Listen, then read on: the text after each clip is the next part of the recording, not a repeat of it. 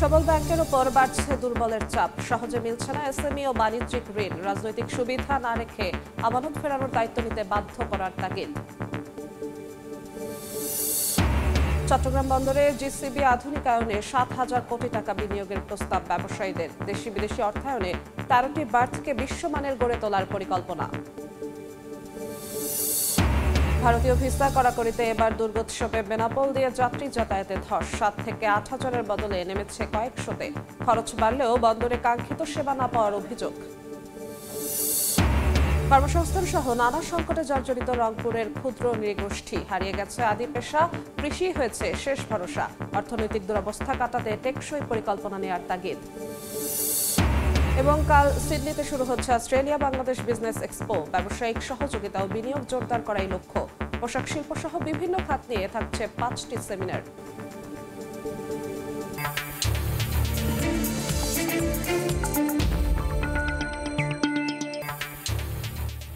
দেখছিলেন শিরোনাম। আমন্ত্রণ জানাচ্ছি দেশ ও দেশের বাইরের অর্থ বাণিজ্যের নানা খবর নিয়ে আমাদের নিয়মিত আয়োজন এ সময়ের বাণিজ্যে। আপনাদের সঙ্গে আছি আমি জিন্নাতারা যশোয়া। শুরুতেই দুর্গাপূজার খবর। শারদীয় দুর্গাপূজার মহা অষ্টমীতে রামকৃষ্ণ মিশনে চলছে কুমারী পূজার আয়োজন। সেখানে আছেন সহকর্মী শাতিলা শারমিন। সরাসরি যাচ্ছি তার কাছে।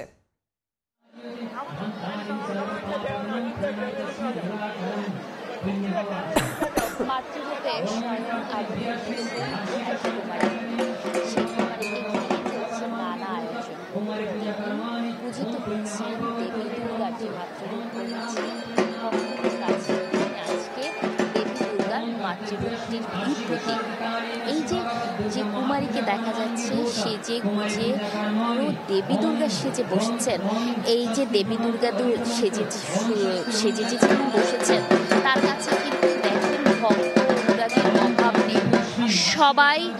সবাই এসেছেন তার এই যে রূপকে, তার এই মাতৃরূপকে সম্মান জানাতে, শ্রদ্ধা জানাতে এবং প্রার্থনা জানাতে তার কাছে, যে এই ধরনের যেন দেবী দুর্গার যে শক্তি রূপ, যেটা মাতৃত্বের পরম মায়ার রূপ, সেই মায়ার রূপ যেন সবার মাঝে ছড়িয়ে পড়ে, সেই মায়ার বাণী যেন সবার মাঝে ছড়িয়ে পড়ে। সন্তানকে যেমন দেবী দুর্গা কালে কালে যুগে যুগে বিভিন্ন বিপদে আপদে বিভিন্ন অশুভ শক্তির হাত থেকে রক্ষা করে এসেছেন, ঠিক তেমনই যেন এই দেবীর যে মাতৃরূপ, সেই মাতৃরূপ ধরনে, প্রসনে, লালনে, মায়ায় সবাইকে বেঁধে রাখে, সেই আশা, সেই প্রার্থনা নিয়েই কিন্তু আজকের এই উদযাপন। যদি বলতে হয় তাহলে একটু পিছনে ফিরে যাই, কিভাবে এই দেবী দুর্গার মাতৃরূপকে পূজা করা শুরু হয়েছে। যেতে হবে রামকৃষ্ণ মিশনের একটি ঐতিহ্যবাহী ইতিহাসের দিকে। কারণ শ্রী রামকৃষ্ণ প্রথম শুরু করেছিলেন দেবীর এই মাতৃরূপকে পূজা করার প্রথা। এরপর থেকে রামকৃষ্ণ মিশনের এই যে দেবী দুর্গার যে পূজাটি হয়, যেটাকে অকাল বোধন বলা হয়ে থাকে শরৎকালে, সেই শরৎকালের অষ্টমীতে, মহা অষ্টমীতে কুমারী পূজার একটি বড় অংশ থাকে যে এই কুমারী পূজা। এই মহা অষ্টমীতে আমরা দেখেছি যে মহা অষ্টমীর নানা আয়োজন থাকে, কিন্তু নানা আয়োজনের মাঝে সবচেয়ে বড় যে আয়োজনটি থাকে, সেই বড় আয়োজনটি হচ্ছে কুমারী পূজা। কুমারীকে দর্শনের জন্য দূর দূরান্ত থেকে কিন্তু ছুটে আসেন, অর্থাৎ সারা বাংলাদেশ থেকে বিভিন্ন জায়গা থেকে রামকৃষ্ণ মিশনে ছুটে এসেছেন কিন্তু ভক্ত অনুসারীরা। শুধু কি সনাতন ধর্মের মানুষ না, বিভিন্ন ধর্মের মানুষ, এমনকি বিশ্বের বিভিন্ন জায়গা থেকেও কিন্তু মানুষ ছুটে আসেন এই কুমারী পূজার দর্শনে, কুমারীকে দর্শনে। এই যে আচার, দীর্ঘ সময় ধরে যে আচারটি আসলে চালিয়ে নিয়ে আসছেন, যে উৎসবটি পালন করে আসছে রামকৃষ্ণ মিশন, সেই উৎসবটি কিন্তু ছড়িয়ে পড়েছে আসলে এখন গণমাধ্যমের কল্যাণে বলেন, সামাজিক যোগাযোগ মাধ্যমের কল্যাণে বলেন, মানুষের কাছে একটি নতুন আকর্ষণ হয়ে দাঁড়িয়েছে। আমরা দেখছি যে রামকৃষ্ণ মিশনের যে প্রাঙ্গণ, সেই প্রাঙ্গণের যে প্যান্ডেল করা হয়েছে সেটা কানায় কানায় পূর্ণ হয়ে গেছে, অনেকটা তিল ধারণের ঠাঁই নাই। কিন্তু এর মধ্যে আচার শুরু হয়েছে। এই আচারে দেখা যাচ্ছে যে মন্ত্রপাঠ চলছে, বিভিন্ন আচারের মধ্যে দিয়ে আসলে দেবীকে বরণ করে নেওয়া, দেবীর যে মাতৃরূপ তাকে বরণ করে নেওয়ার আয়োজন চলছে। প্রতিমার পাশাপাশি যে ছোট্ট কুমারী বসে রয়েছে, সেই ছোট্ট কুমারীর কিন্তু আয়োজন এবং সমস্ত কিছুই কিন্তু এক ধরনের উৎসবের রঙে রঙিন হয়ে উঠেছে। আসলে এখন যে আয়োজনগুলো চলছে সেই আয়োজনগুলোর সেই আয়োজনগুলোর একটা সময় পরে, অর্থাৎ একটি লগ্ন পরে আসলে এই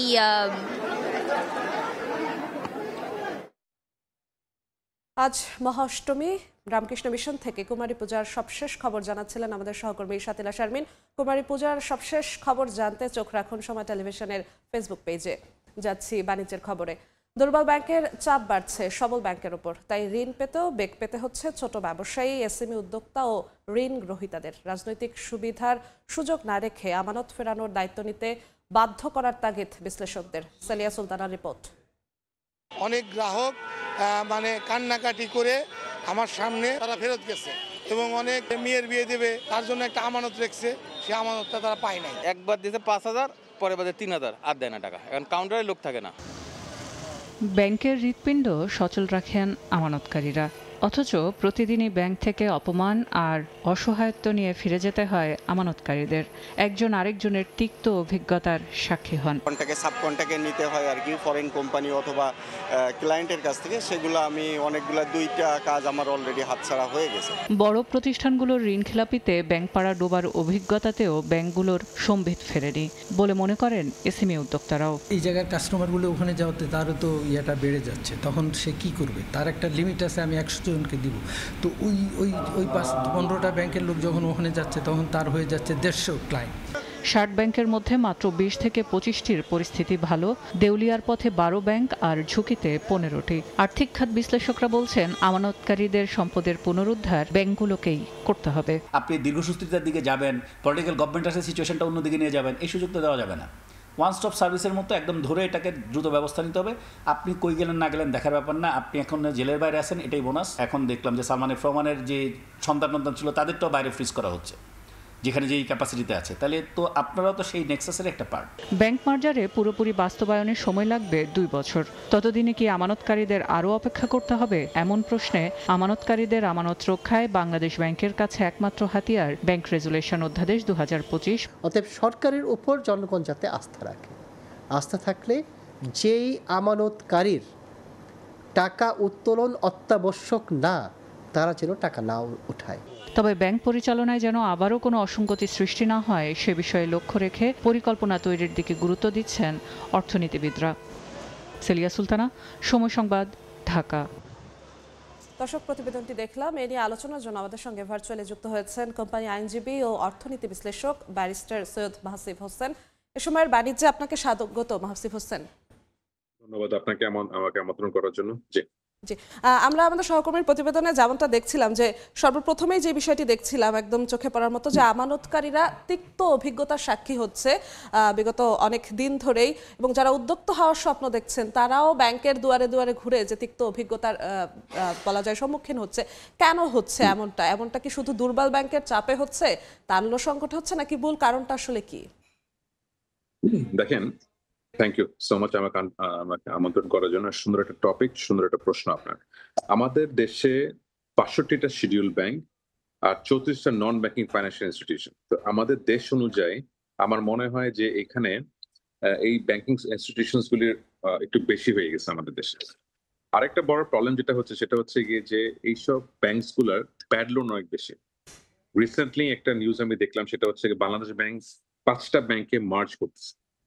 তার মধ্যে হচ্ছে first sector Islamic bank, global Islamic bank, first social Islamic bank, Exim bank আর ইউনিয়ন ব্যাংক।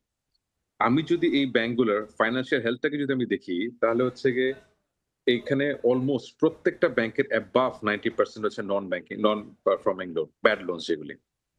কনসার্নিং যে বিষয়টা সেটা হচ্ছে এখানে আমানতকারীরা ব্যাংকে টাকাটা রাখে কিসের জন্য? একটা গুড রিটার্ন অন ইনভেস্টমেন্টের জন্য। তো এখন ওইটাকে যদি আমরা কনসিডার করি, তাহলে যখন আমাদের দেশে এতগুলি ব্যাংক, জি আমরা শুনতে পাচ্ছি, যখন একটা দেশে এতগুলি ব্যাংক থাকবে, প্রবলেমটা হচ্ছে এখানে এতগুলি ব্যাংক থাকলে যেটা হবে হচ্ছে গিয়ে যে আমানতকারীদেরকে ডিফ্রডেড করাটা অনেক ইজি।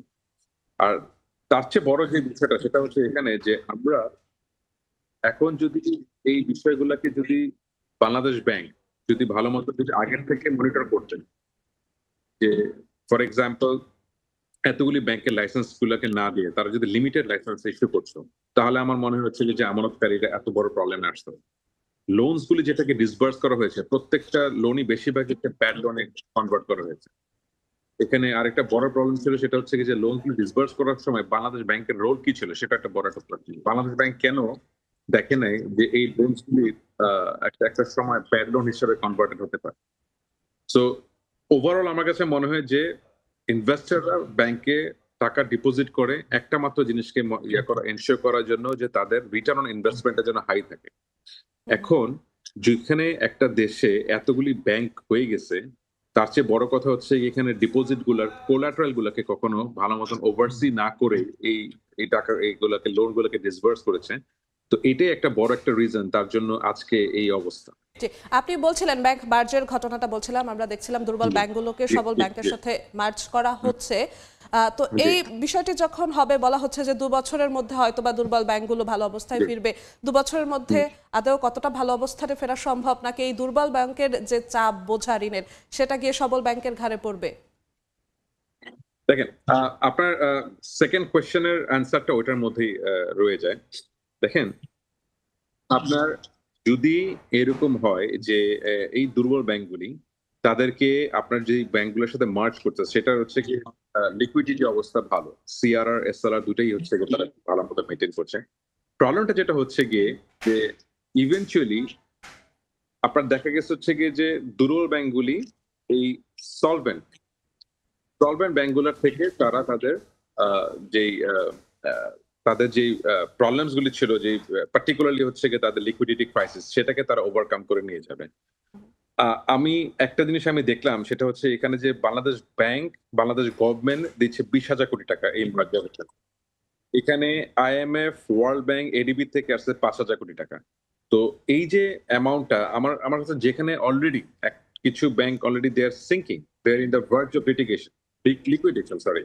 তো সেইখানে আবার এখানে টাকা পয়সা ইনজেক্ট করা কতটুকু ফিজিবল হবে, সেটা একটা বড় একটা কোয়েশ্চেন হয়ে যায়। একটা দেশে যদি 65টা ব্যাংক থাকে, শিডিউল ব্যাংক থাকে, আর 34টা নন ব্যাংকিং ফাইন্যান্সিয়াল ইনস্টিটিউশন থাকে, আমার কাছে মনে হয় যে এখানে মার্জের থেকে বেটার অপশন হচ্ছে গিয়ে লিকুইডেশনে যাওয়া। লিকুইডেশনে গেলে যেটা হবে অন্তত, সেটা হচ্ছে গিয়ে ব্যাংকগুলোর যতটুকু টাকা তাদের আছে অলরেডি, অ্যাসেটস আর অন্যান্য যা যা আছে, সেটাকে তারা ওয়াইন্ডিং আপ করে তারপরে হচ্ছে গিয়ে ডিপোজিটের টাকাটা তারা ফেরত দিতে পারে।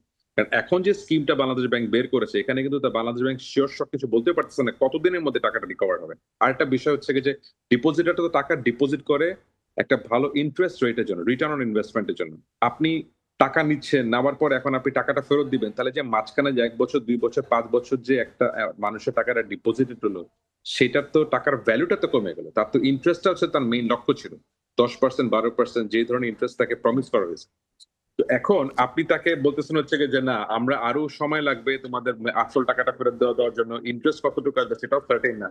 তো এইটার থেকে বড় কথা হচ্ছে, এটা কি পসিবল হতো না যে তারা লিকুইডেশনে গিয়ে ওয়াইন্ড আপ করে বাংলাদেশ ব্যাংক, আমি একটু যুক্ত করতে চাই। বাংলাদেশ ব্যাংক বলছে, আমরা আমাদের সহকর্মীর প্রতিবেদনেই দেখছিলাম যে আমানতকারীদের আমানত রক্ষায় বাংলাদেশ ব্যাংকের কাছে এখন একমাত্র হাতিয়ার হচ্ছে ব্যাংক রেজলিউশন অধ্যাদেশ 2025। আপনি একজন আইনজীবী, এই অধ্যাদেশের ফলে আসলে আমানতকারীদের আমানত রক্ষায় আসলে কি যুগান্তকারী পরিবর্তন আসবে, একটু বলবেন?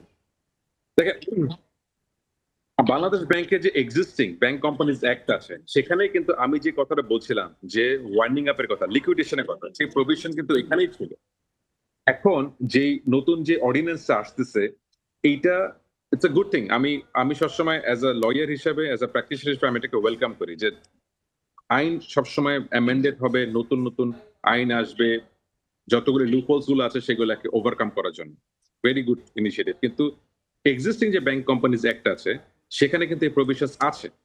তো ইভেনচুয়ালি কি হচ্ছে, যদি মার্জার অ্যাকুইজিশনটাই যদি মেইন উদ্দেশ্য হয়ে থাকে, আমার মনে হয় যে মার্জার অ্যাকুইজিশনের থেকে যদি লিকুইডেশনে যদি ব্যাংকগুলি চলে যায়, ব্যাংকগুলি কমে ফেলা যায়, যদি লিকুইডেশন করে অ্যাসেট গুলাকে বিক্রি করে দিয়ে লেন্ডারদের ডিপোজিটারদের টাকা যদি ফেরত দিয়ে দেওয়া যায়, আমার মনে হয় এইটা ফার বেটার। আইন অ্যামেন্ডমেন্ট করা একটা বিষয়, কিন্তু পারপাসটা কি? পারপাস হচ্ছে গিয়ে যে যারা ডিপোজিটাররা, যারা তাদের টাকাটা ফেরত পাচ্ছে না, তাদেরকে যেন এই সমস্যা থেকে যেন তাদেরকে বের করে নিয়ে আসা যায়। এখন এটার জন্য ল অ্যামেন্ডমেন্টের থেকে বড় কথা হচ্ছে পলিসি ডিসিশনটা, যে আসলে পারপাসটা কি আদৌ কি ব্যাংকে রিভাইভ করা, নাকি হচ্ছে গিয়ে ডিপোজিটারদেরকে হেল্প করা, যাতে করে তারা তাদের যে টাকাটা তারা ডিপোজিট করছে সেটাকে তারা মানে নিয়ে আসতে পারে উইথ ইন্টারেস্ট। এখন পারপাসের উপরে বেস করে হচ্ছে গিয়ে ল অ্যামেন্ডমেন্ট, এটা আমার কাছে মনে হয়। জি, আপনাকে অসংখ্য ধন্যবাদ আমাদের সঙ্গে যুক্ত হওয়ার জন্য ভাসিফ হোসেন। জি, থ্যাংক ইউ, আপনাকে ধন্যবাদ। জি দর্শক, আমরা ব্যাংক খাতের নানান বিষয় নিয়ে আলোচনা করছিলাম। আলোচনার জন্য আমাদের সঙ্গে যুক্ত হয়েছিলেন কোম্পানি আইনজীবী ও অর্থনীতি বিশ্লেষক ব্যারিস্টার সৈয়দ মাহসিব হোসেন। যাচ্ছি অন্য প্রসঙ্গে। শারদীয় দুর্গাপূজার নিরাপত্তা ও আইন শৃঙ্খলা পরিস্থিতি নিয়ে পুলিশ সদর দফতরে সংবাদ সম্মেলন করছেন আইজিপি বাহারুল আলম। সরাসরি যাচ্ছি সেখানে। প্রায়োরিটি দিয়ে আমরা দেখতে চাচ্ছি আর কি, কেউই যেন লেফট আউট না হয়। আমাদের মানে সর্বোচ্চ অ্যালার্টনেস এবং সর্বোচ্চ সতর্কতার বাইরে কেউই যেন না পড়ে। নট ইভেন দিয়ে একেবারে রিমোট যে পূজা মণ্ডপ গহীন গ্রামে, তাকেও আমরা চাচ্ছি, আমরা ইকুয়ালি গুরুত্বপূর্ণ বিবেচনা করছি। আমরা এখানে আসলে কোনো চান্স দিতে চাই না কাউকে।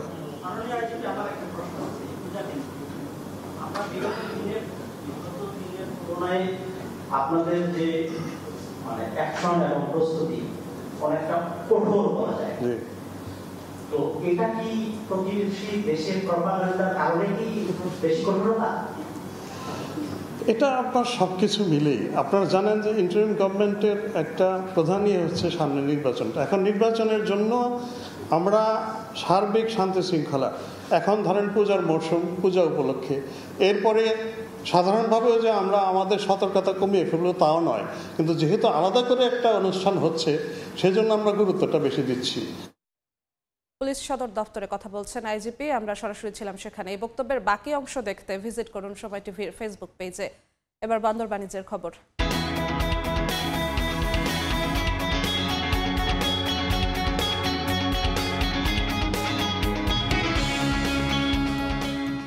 চট্টগ্রাম বন্দরের জেনারেল কার্গো বার্থের আধুনিক আয়নে ৭,০০০ কোটি টাকা বিনিয়োগ প্রস্তাব খোদ ব্যবসায়ীদের। পিপিপির মাধ্যমে দেশি বিদেশি $৬২৭ মিলিয়ন অর্থায়নে ১৩টি বার্থকে ৬টি গ্যান্ট্রি ক্রেন সহায়তায় বিশ্বমানের গড়ে তোলার পরিকল্পনা জানিয়েছে বন্দরকে। সাক্ষাৎ রিপোর্ট ক্যামেরায় বিস্তারিত জানাচ্ছেন কমল দে।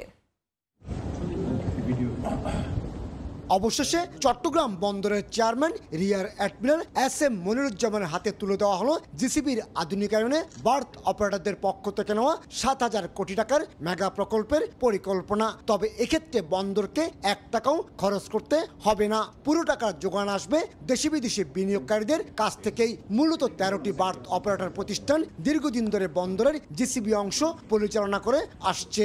বিনিয়োগের উপর নির্ভর করেই আমরা হয়তো অপারেশনাল সাইডটা দেখব এবং মেজর বিনিয়োগকারীরা মেজর পোর্শনটা তারা বহন করবে। ১,০০০ কোটি টাকায় কেনা ১৮টি অত্যাধুনিক ক্যান্টিকেনের মধ্যে ১৪টি স্থাপন করা হয়েছে বন্দরের নিউ মুরিং কন্টেনার টার্মিনাল NCT-তে, আর বাকি 4টি ক্রেনের স্থান হয়েছে চট্টগ্রাম কন্টেনার টার্মিনাল CCT-তে।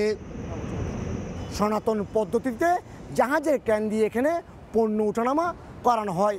তবে বার্থ অপারেটররা পরিকল্পনা নিয়েছে জিসিবির আধুনিকায়নের, যেখানে দেশি বিদেশি বিনিয়োগ হবে কয়েক হাজার কোটি টাকা। এখন তারা অপেক্ষা রয়েছে বন্দরের সিদ্ধান্তের।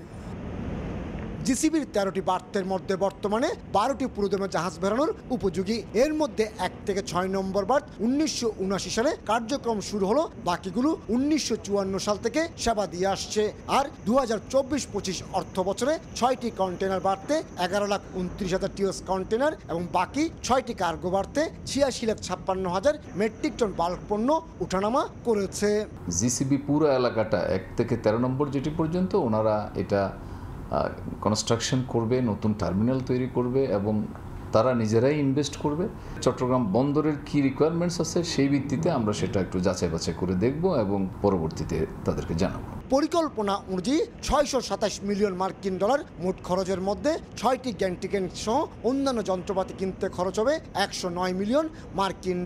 বাকি $517 মিলিয়ন খরচ হবে অন্যান্য অবকাঠামোগত উন্নয়ন কাজে। পোর্ট সুন্দরভাবে পরিচালিত করতে পারে সেদিকে নজর থাকবে আমাদের সবসময়।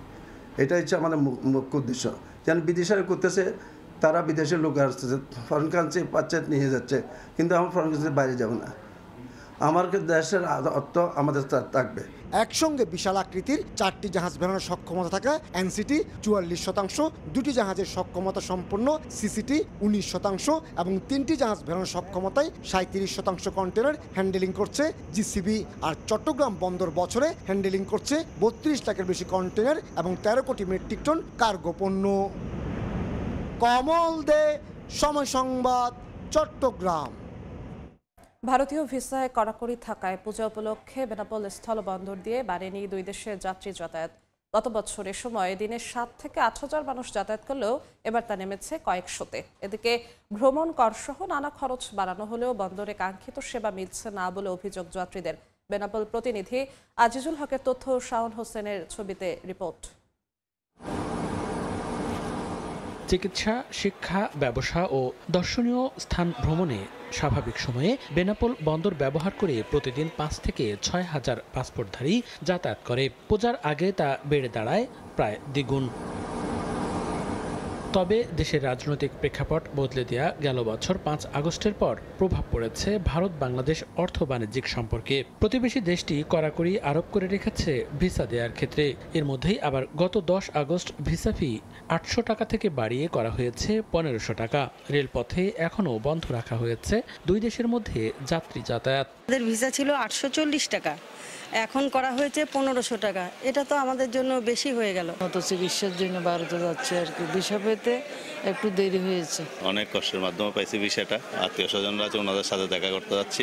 এদিকে বন্দর এলাকায় প্রবেশ করে নিরাপত্তা কর্মীদের সামনেই নানা হয়রানির মুখে পড়তে হচ্ছে বলে অভিযোগ যাত্রীদের। যারা রুগী ওদেরকে যদি বিষয়টা সহজতর করা হয় তাহলে ওরা আর একটু সেবা ভালো পাবে। কোনো হয়রানি যাতে না হয়, কোনো দালালের খপ্পরে না পড়ে, এটা আমরা সচেতনভাবে আমরা এখানে ডিউটি করতেছি। ভারতীয় ভিসা পেতে নানা শর্তের বেড়াজালে বাংলাদেশিরা আটকে থাকলেও প্রতিবেশী দেশটির নাগরিকরা জানান স্বাভাবিকভাবেই ভিসা পাচ্ছেন তারা। মোটামুটি 20 দিনের ভিতরে আমরা ভিসা পেয়ে গেছি, কোনো সমস্যা হয়নি। যদিও নির্বিঘ্নে যাতায়াতের সব ব্যবস্থা রাখা হয়েছে বলে দাবি বন্দর কর্তৃপক্ষের। আমরা যাত্রীদের সেবায় বিশেষ ব্যবস্থা নিয়েছি এবং হয়রানিমুক্ত যে যাত্রী সেবা সেটি আমরা নিশ্চিত করতে চাই। তার জন্য করণীয় আমরা সব নির্ধারণ করেছি। গেল 2024-25 অর্থ বছরে তার আগের বছরের চাইতে বেনাপোল বন্দরে পাসপোর্টধারী যাত্রী যাতায়াত কমেছে 10,59,657 জন। এ সময় ভ্রমণ খাতে সরকারের রাজস্ব আয় ঘাটতি হয়েছে প্রায় 100 কোটি। সময় সংবাদ, বেনাপোল। চলতি অর্থ বছরে বাংলাদেশের জিডিপি প্রবৃদ্ধির হার দাঁড়াবে 5%, এমন পূর্বাভাস দিয়েছে Asian development bank ADB. Asian development Outlook ADO September মাসের প্রকাশিত প্রতিবেদনে এই পূর্বাভাস দিয়েছে এডিবি। প্রতিবেদনে বলা হয়, আগামী অর্থ বছরে প্রবৃদ্ধির মূল চালিকা শক্তি হবে ভোগ ব্যয়, যা প্রবাসী আয় এবং নির্বাচন সংশ্লিষ্ট ব্যয়ে ত্বরান্বিত হবে। তবে সংকোচনমূলক আর্থিক ও রাজস্ব নীতি এবং বিনিয়োগকারীদের সতর্কতা বিনিয়োগে চাপ সৃষ্টি করবে। এছাড়া যুক্তরাষ্ট্রের পণ্য রফতানিতে অতিরিক্ত 20% শুল্ক এবং ইউরোপীয় ইউনিয়নে বাড়তি প্রতিযোগিতা রফতানি ও প্রবৃদ্ধিতে নেতিবাচক প্রভাব ফেলতে পারে। প্রতিযোগিতায় টিকে থাকতে রফতানিকারকদের পণ্যের দাম কমাতে হতে পারে বলে আশঙ্কা প্রকাশ করেছে এডিবি। সরকারি ছুটির আগে রোজ সপ্তাহের শেষ কার্যদিবসে ঊর্ধ্বমুখী প্রবণতায় চলছে দেশের প্রধান পুঁজিবাজার ঢাকা স্টক এক্সচেঞ্জ ডিএসই এর লেনদেন। বিস্তারিত জানাতে সরাসরি যাচ্ছি ডিএসই এর ওয়েবসাইটে। আজ এ সপ্তাহের তৃতীয় কার্যদিবস, তবে আগামী দুদিন দুর্গাপূজার ছুটি থাকার কারণে আজ এ সপ্তাহের শেষ কার্যদিবস বলা যায়। কিন্তু এখন পর্যন্ত প্রায় 1.5 ঘন্টার লেনদেনে আমরা যেমনটা দেখেছি 3 সূচকে ঊর্ধ্বমুখী প্রবণতা রয়েছে। প্রধান সূচকের চিত্রটা যদি একটু দেখাই, ডিএসই এক্স সূচক এখন পর্যন্ত 1.5 ঘন্টায় 39.47 পয়েন্ট বেড়েছে এবং পয়েন্ট দাঁড়িয়েছে 5429.25 পয়েন্ট। এবং সরিয়া সূচকের চিত্রও কিন্তু ঊর্ধ্বমুখী চিত্র। সরিয়া সূচক ডিএসইএচ সূচক এখন পর্যন্ত প্রায় 8.98 পয়েন্ট বেড়ে এখন পর্যন্ত দাঁড়িয়েছে 1172.78 পয়েন্ট। এবং ডিএস30 বা বাছাইকৃত সূচক আমরা যেটিকে বলি, সেটিতেও আমরা আশার আলোই দেখতে পাচ্ছি। এখন পর্যন্ত 5.38 পয়েন্ট বেড়েছে এবং ডিএস30 সূচকে পয়েন্ট রয়েছে এখন পর্যন্ত 2090.02 পয়েন্ট। এবং এখন পর্যন্ত যদি বলি, গত 1.5 ঘন্টায় ঢাকার পুঁজিবাজারে লেনদেন হয়েছে 198 কোটি 54 লাখ টাকা এবং যেসব কোম্পানিগুলো আজকে ঢাকার শেয়ার বাজারে লেনদেনে অংশগ্রহণ করেছে সেসব কোম্পানির শেয়ারের দামগুলোর মধ্যে যদি দেখি 285টি কোম্পানির শেয়ারের দামই রয়েছে ঊর্ধ্বমুখী এবং মাত্র 48টি কোম্পানির শেয়ারের দাম রয়েছে নিম্নমুখী এবং অপরিবর্তিত রয়েছে 55টি কোম্পানির শেয়ারের দাম। এখন যদি আমরা একটু দেখার চেষ্টা করি যে 198,54 টাকা এখন পর্যন্ত ঢাকার পুঁজিবাজারে লেনদেন হয়েছে, কোন কোম্পানি কত টাকা লেনদেন করেছে সেই চিত্রটা যদি একটু দেখাই। 1 নম্বরে রয়েছে রূপালী লাইফ ইন্স্যুরেন্স। এখন পর্যন্ত 1.5 ঘন্টায় ঢাকার পুঁজিবাজারে এই কোম্পানিটি লেনদেন করেছে 13,81,00,000 টাকা। 2 নম্বরে আছে কে&কিউ। এখন পর্যন্ত ঢাকার পুঁজিবাজারে লেনদেন করেছে 8,03,00,000 টাকা এবং সোনালী পেপার লেনদেন করেছে 7,84,00,000 টাকা এবং 4 নম্বরে থাকা far east knit and dyeing industries limited এখন পর্যন্ত লেনদেন করেছে 6,60,00,000 টাকা এবং 5 নম্বরে রয়েছে সামিট অ্যালায়েন্স। এই কোম্পানিটি এখন পর্যন্ত লেনদেন করেছে 6,14,00,000 টাকা। যেমনটা বলছিলাম যে 3 সূচকে এখন পর্যন্ত আজ শেষ কার্যদিবস এই সপ্তাহের, এরপর সরকারি ছুটি এবং গতকাল বা তার আগের কার্যদিবসে আমরা যেমনটা দেখেছিলাম যে 3 সূচকই প্রথম ঘন্টায় লেনদেন কিছুটা মিশ্র প্রবণতায় চলেছিল, তবে আজ এখন পর্যন্ত 1.5 ঘন্টায় 3 সূচকই আশার আলো দেখাচ্ছে, লেনদেনও আশার আলো দেখাচ্ছে। ঢাকার পুঁজিবাজার এখন পর্যন্ত ইতিবাচক ধারায় রয়েছে। তো এখন পর্যন্ত এই ছিল ঢাকার পুঁজিবাজারের সবশেষ আপডেট। সুন্দরবনের কৈখালীতে একটি সুপেয় পানির প্রকল্প উদ্বোধন করেছেন বিজিবির মহাপরিচালক, যা থেকে প্রতিদিন 4,000 লিটার বিশুদ্ধ পানি সরবরাহ করা হবে। এ নিয়ে বিস্তারিত জানতে সুন্দরবন সংলগ্ন উত্তর কৈখালীতে সরাসরি চলে যাচ্ছি সহকর্মী মমতাজ আহমেদ বাপির কাছে। বাপি, আমি এখন আছি সাতক্ষীরার শ্যামনগর উপজেলার সুন্দরবন সংলগ্ন উত্তর কৈখালী এলাকার এসআর হাই স্কুলের প্রাঙ্গণে। এখানে বিজিবি এই নোনা পানির এলাকায় সুপেয় পানির একটি প্লান্ট স্থাপন করেছে, যে প্লান্ট থেকে প্রতিদিন 20,000 লিটার পানি সরবরাহ করা যাবে বলে আমাদেরকে জানিয়েছে। আর এই কোটি টাকার প্লান্টের দিয়ে প্রতিদিন 1,000 লোককে তারা পানি সরবরাহ করতে পারবে, আমাদেরকে সেই নিশ্চয়তা দিয়েছে এলাকাবাসী আমাদেরকে জানিয়েছে যে এই নোনা পানিতে তারা রোগগ্রস্ত হয়ে যাচ্ছিল, সেই রোগগ্রস্ত হওয়ার হাত থেকে বিজিবি এই নতুন পানির ব্যবস্থা করে, এই সুপেয় পানির ব্যবস্থা করার কারণে তারা এই রোগের হাত থেকে বাঁচবে, তাদের সন্তানরা রোগের হাত থেকে বাঁচবে। কারণ এই নোনা পানির এলাকা একেবারেই তারা নানা রোগে রোগাক্রান্ত হয়ে পড়ছে বলে আমাদেরকে জানিয়েছে। এই প্রকল্পটি আজ সকাল 10টায় বিজিবির মহাপরিচালক মেজর জেনারেল আশরাফুজ্জামান সিদ্দিকী এই প্ল্যান্টটি উদ্বোধন করেছেন। তার এই উদ্বোধনের মধ্য দিয়েই পানি সরবরাহ তিনি নিজে হাতে শুরু করেছেন। একই সাথে তিনি এখানে কিছু মানুষকে খাদ্য সহায়তা দিয়েছেন, কিছু মানুষকে তিনি চিকিৎসার ব্যবস্থা করেছেন। এইভাবেই নোনা পানি এলাকায় যে বিজিবির যে নিরাপত্তা এবং আস্থার দেখিয়েছে, এতে এলাকাবাসী যেমন সন্তুষ্ট, তখন বিজিবিও তাদের কর্মে তারা আস্থা ফিরে পেয়েছে, এটাই তাদেরও সন্তোষজনকভাবে আমাদেরকে জানিয়েছে। এই ছিল সাতক্ষীরার সুন্দরবন সংলগ্ন নোনা পানির এলাকায় সুপেয় পানির এই প্ল্যান্ট নিয়ে সর্বশেষ। সরাসরি ছিলাম সাতক্ষীরায়।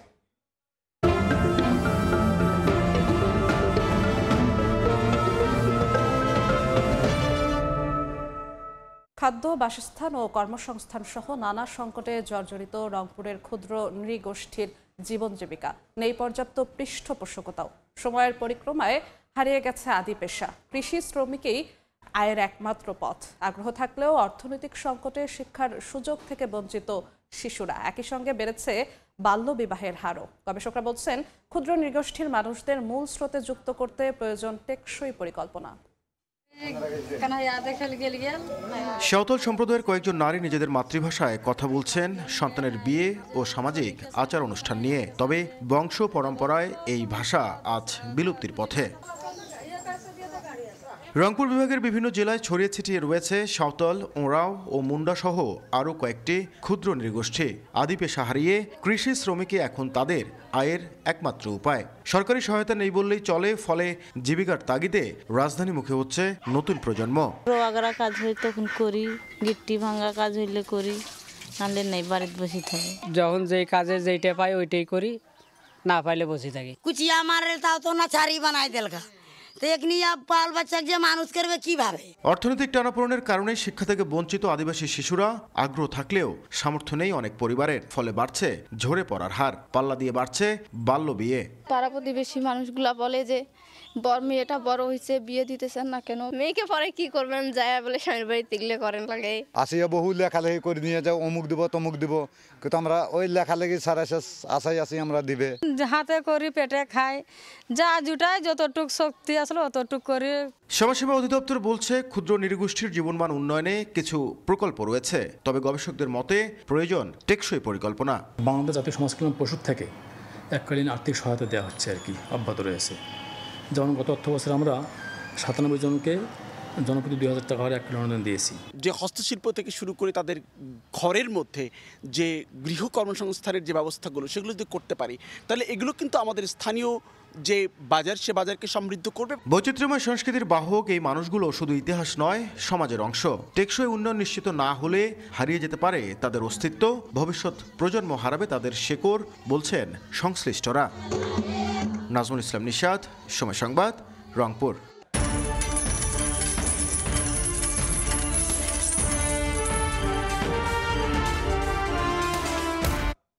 দেশের ইতিহাসে রেকর্ড করেছে স্বর্ণের দাম। ভরিতে 2415 টাকা বাড়িয়ে 22 ক্যারেটের 1 ভরি স্বর্ণের দাম 1,95,384 টাকা নির্ধারণ করেছে বাংলাদেশ জুয়েলার্স অ্যাসোসিয়েশন বাজুস।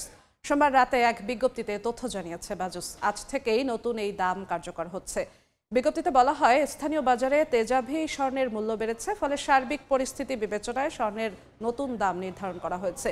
নতুন দাম অনুযায়ী দেশের বাজারে 21 ক্যারেটের প্রতি ভরি 1,86,496 টাকা, 18 ক্যারেটের প্রতি ভরি 1,59,855 টাকা এবং সনাতন পদ্ধতির প্রতি ভরি স্বর্ণের দাম 1,32,725 টাকা নির্ধারণ করা হয়েছে। কাল সিডনিতে শুরু হচ্ছে অস্ট্রেলিয়া বাংলাদেশ বিজনেস এক্সপো। প্রথমবারের মতো এই আয়োজন সফল করতে সব প্রস্তুতি শেষ করেছে অস্ট্রেলিয়া বাংলাদেশ বিজনেস ফোরাম। দুই দেশের ব্যবসায়িক সহযোগিতা ও বিনিয়োগ সম্ভাবনা জোরদার করতেই এই আয়োজন। সিডনি থেকে সানবীর রূপলের রিপোর্ট। অস্ট্রেলিয়ার বিশাল আয়তন, অর্থনৈতিক সম্ভাবনা বাংলাদেশের জন্য এক অপার সুযোগের হাতছানি। সম্ভাবনার দ্বার উন্মোচনে প্রথমবারের মতো সিডনির মেসনিক সেন্টারে অস্ট্রেলিয়া বাংলাদেশ বিজনেস ফোরামের উদ্যোগে আয়োজন করা হয়েছে বিজনেস এক্সপো 2025। বাংলাদেশ থেকে আসা তৈরি পোশাক, চামড়া, পাট, শিপ বিল্ডার্স সহ বিভিন্ন খাতের প্রতিষ্ঠান বাংলাদেশি পণ্য ও সেবা প্রদর্শন করবে। এটা একটা অ্যাবসলিউট প্রিভিলেজ আমাদের জন্য এরকম একটা ইভেন্টে পার্টিসিপেট করার ব্যাপারে। অ্যাকচুয়ালি আমরা সবসময় এক্সপোর্টের ক্ষেত্রে গার্মেন্টসকে প্রায়োরিটি দিয়ে থাকি। আমরা আশাবাদী যে অস্ট্রেলিয়াতে ভালো একটা মার্কেট ফিডব্যাক পাবো, সেই প্রত্যাশা নিয়ে আসছি।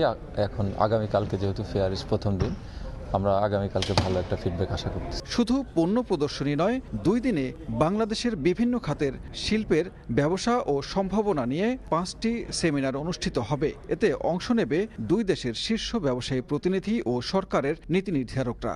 আমরা মেইনলি আসছি মার্কেটটা আরও এক্সপ্লোর করার জন্য, যেখানে আর কি অপরচুনিটি আছে, এবং এটা যেহেতু এখনও ক্যাটেগরাইজ এস নিউ মার্কেট, সেই জন্য এখানে আমাদের আশা করি আমাদের মানে সুযোগ সুবিধা আমরা পাবো। কান্ট্রির ব্র্যান্ড ইমেজটাও হয়তো অনেকটা এনহ্যান্স হবে, যেহেতু আমাদের প্রোডাক্টগুলি দেখলে ওরা বুঝতে পারবে যে আমরা কি করতে পারি। আমাদের যে লেটেস্ট এবং ইউনিক ডিজাইন, যে হায়ার ভ্যালুর যে আইটেমগুলো, এগুলোই আমরা মানে লাগেজে করে নিয়ে আসি এবং ইন্টারন্যাশনাল ফেয়ারে আমরা শো করি। তো সেই কারণেই আসা যে আমাদের ফিজিক্যাল স্যাম্পলগুলো এখানে শো করবো ইন্টারন্যাশনাল কাস্টমার, যে এবং অস্ট্রেলিয়া একটা এটা একটা খুবই ভালো মার্কেট আমাদের জন্য। 1 অক্টোবর সকালে এক্সপো উদ্বোধন করবেন নিউ সাউথ ওয়েলসের প্রিমিয়ার ক্রিস মিন্স। আমাদের যেটা প্ল্যান, 2 দেশের যে সম্পর্কের বিজনেস, ওটাকে আরও কিভাবে আগানো যায়, দ্বিপক্ষ কীভাবে বেনিফিটেড হয়, এটা হচ্ছে আমাদের এই বিজনেস ফোরামের এই অর্গানাইজেশনের প্লাস হচ্ছে এই টোটাল ইভেন্টের মেন টার্গেট। বাংলাদেশ থেকে আরও আমাদের প্রায় 50টা কোম্পানি যারা অ্যাজ এ ডেলিগেশন হিসেবে আসতেছে এবং কালকে আজকে অলরেডি অনেকে সকালে চলে আসছেন এবং বাকি যারা ডেলিগেশন আছেন তারা আজকে রাতে চলে আসবেন। ডিনার ও বাংলাদেশের সাংস্কৃতিক অনুষ্ঠানের মধ্য দিয়ে 2 দিনের এক্সপোর পর্দা নামবে। এক্সপোর মিডিয়া পার্টনার সময় টেলিভিশন। সিডনির মেসনিক সেন্টারে হতে যাচ্ছে বাংলাদেশ অস্ট্রেলিয়া বিজনেস এক্সপো 2025। এই বিজনেস এক্সপো দিয়ে অস্ট্রেলিয়া বাংলাদেশ বিজনেস ফোরাম তারা এই আয়োজনটি করেছে বাংলাদেশ এবং অস্ট্রেলিয়ার বাণিজ্যিক সম্পর্ক আরও বাড়াতে। শুধু বাণিজ্যিক সম্পর্ক ব্যবসার খাতিরে নয়, সেটি নিয়ে যেতে চায় বাংলাদেশের দুয়ারে, যাতে অস্ট্রেলিয়ান বিনিয়োগকারীরা তারা আরও আগ্রহী হয়ে ওঠে বাংলাদেশে বিনিয়োগের জন্য। সানবীর রূপল, সময় সংবাদ, সিডনি, অস্ট্রেলিয়া। যুক্তরাষ্ট্রের বাইরে নির্মিত যে কোনো চলচ্চিত্রের ওপর 100% শুল্ক আরোপ করার ঘোষণা দিয়েছেন মার্কিন প্রেসিডেন্ট ডোনাল্ড ট্রাম্প। স্থানীয় সময় সোমবার সামাজিক যোগাযোগ মাধ্যম ট্রুথ সোশ্যালে একথা জানান তিনি। ট্রাম্প বলেন, বিদেশি প্রযোজিত সিনেমার কারণে ক্যালিফোর্নিয়া বিশেষভাবে ক্ষতিগ্রস্ত হচ্ছে। তবে শুল্ক কবে এবং কিভাবে কার্যকর হবে তা স্পষ্ট করেননি তিনি। বিষয়টি কার্যকর হলে এটি হবে প্রথমবার কোনো সেবার ওপর শুল্ক আরোপের নজির। এ ঘোষণায় বিস্ময় প্রকাশ করেছে হলিউড। বিশেষজ্ঞরা বলছেন, কার্যত এমন সিদ্ধান্ত প্রযোজনা বন্ধের মতো পরিস্থিতি তৈরি করবে। তবে এ ধরনের শুল্ক বাস্তবায়ন জটিল এবং প্রেসিডেন্টের এখতিয়ার নিয়েও প্রশ্ন তুলেছেন অনেকে।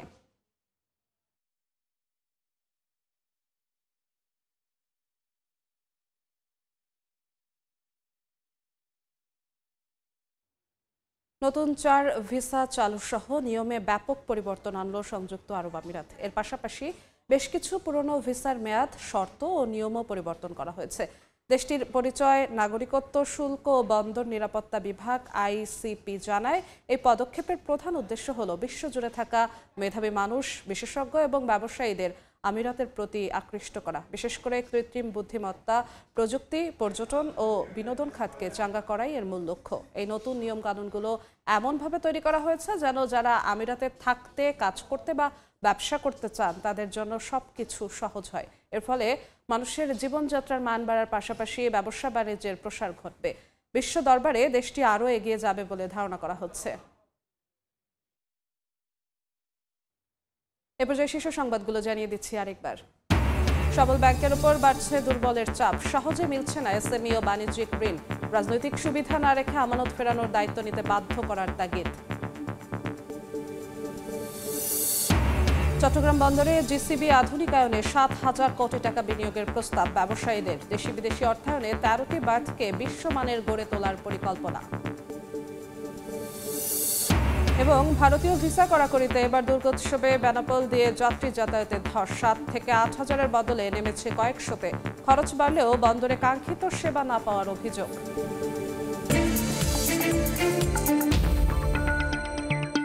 এ ছিল এ সময়ের বাণিজ্যের সময় সংবাদের সঙ্গে থাকবেন সাদিয়া তাসনিম।